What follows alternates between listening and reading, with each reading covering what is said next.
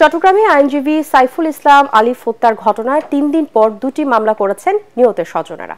শুক্রবার দিবাগত রাতে চট্টগ্রাম কোতোয়ালি থানায় সাইফুল ইসলামকে হত্যার ঘটনায় তার বাবা জামাল উদ্দিন ও আদালত প্রাঙ্গণে আইনজীবীদের উপর হামলা ভাঙচুরের অভিযোগ তার ভাই বাদী হয়ে মামলা দুটি করেন বলে জানিয়েছে পুলিশ আরও জানায়, হত্যা মামলা ৩১ জনের নাম উল্লেখ সহ অজ্ঞাত আরও ১০ থেকে ১৫ জনকে আসামি করা হয়েছে।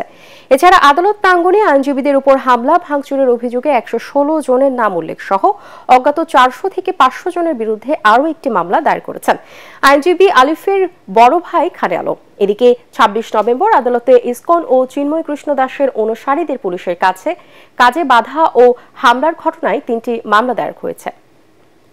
নিহতের ইস্যুকে কেন্দ্র করে এখন পর্যন্ত কোতোয়ালি থানায় আমাদের মোট ৫টি মামলা রুজু হয়েছে। এর মধ্যে পুলিশের বাদী হয়ে এখানে 3টি মামলা রুজু হয়েছে এবং নিহতের পরিবার বাদী হয়ে মোট 2টি মামলা রুজু করেছে।